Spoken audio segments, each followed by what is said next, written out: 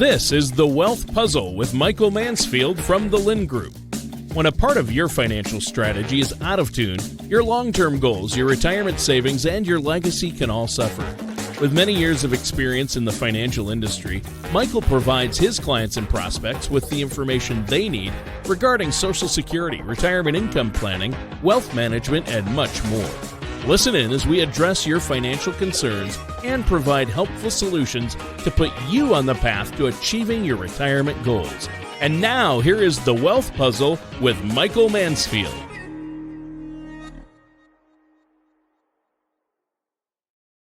Hey everybody, thanks for tuning in. I'm Mike Mansfield with the Lynn Group. Appreciate everybody always logging in, watching our videos, giving us likes, subscribing to the channel. I have a lot to talk about, but first and foremost, last week was a really tragic week for this country with the assassination of Charlie Kirk.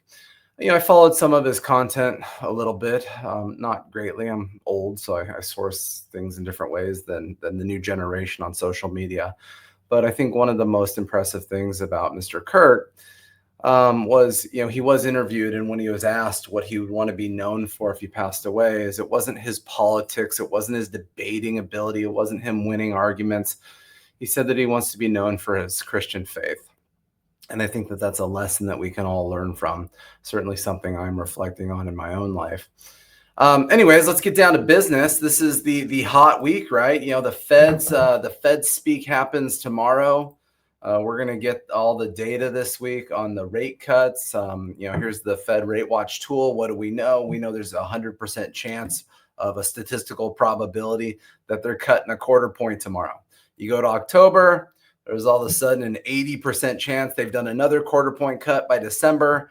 There's a 70% chance that there's now been 3 rate cuts in those 3 months. So everything is leaning in this direction. Obviously, we're going to get a lot of data. Now, why? Last week, I went through some data points where I focused on labor numbers. We talked about revisions from the Bureau of Labor Statistics. We talked about how problematic that is in forecasting economic data.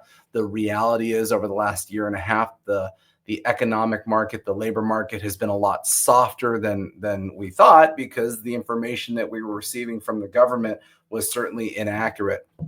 They're missing quite a few jobs, right? What was it? Almost 1.2 million jobs in the last 16 months were suddenly missing. So that is challenging. That is problematic. Some of the positives that I was touching on last week is earnings are holding up. GDP is holding up. The CBO, the government agency that kind of watches a lot of this economic data, they came out and said that it looks like year over year, our national deficit for the year will be smaller than last year. So that's a micro positive, nothing great.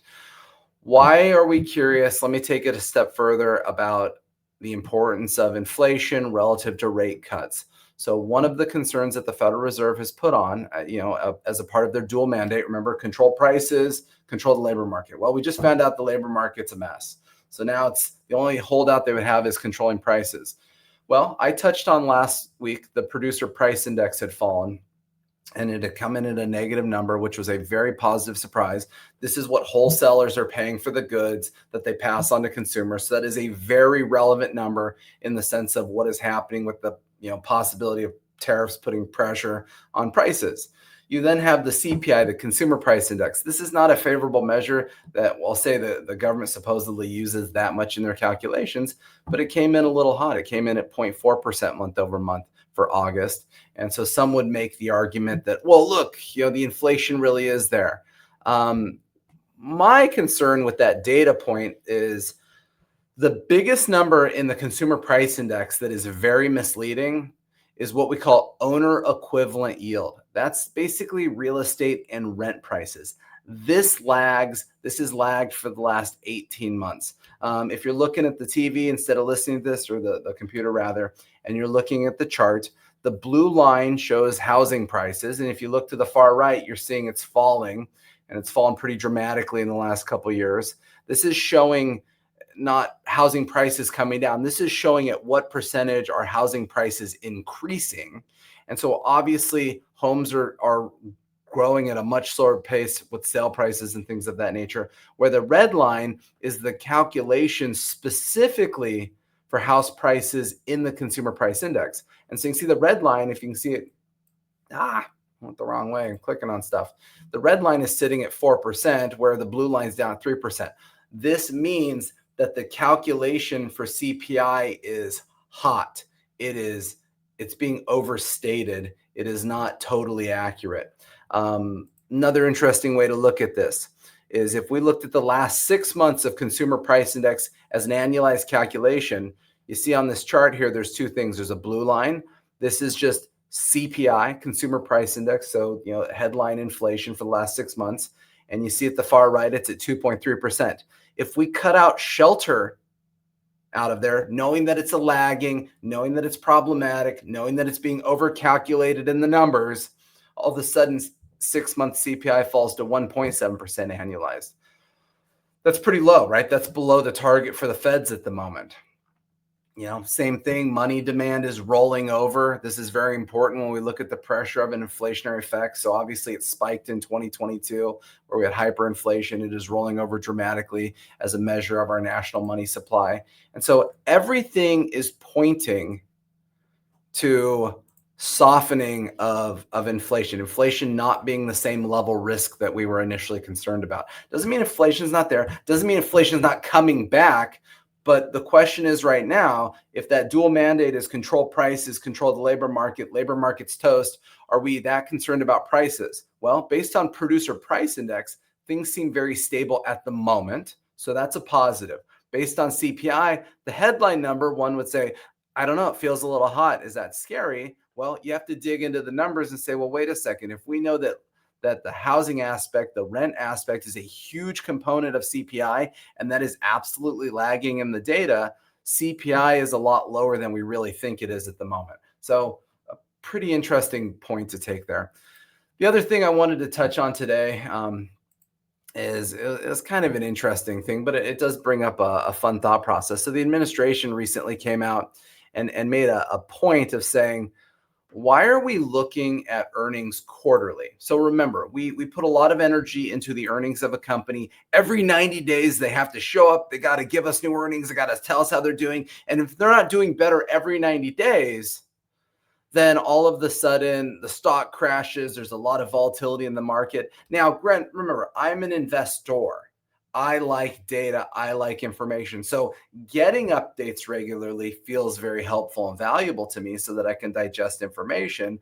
But I can appreciate this debate because this debate's been around for a long time, is why is the demand of a company every 90 days? Is that a little too aggressive? Because if a new CEO comes in, for example, United Health, they bring in a new CEO, they're changing things. If change takes time, if policies take time to implement and processes take time to implement, is it an unrealistic expectation? And so it's kind of an interesting conversation that the administration is now pushing the idea of, should we be doing semi-annual earnings reports versus quarterly?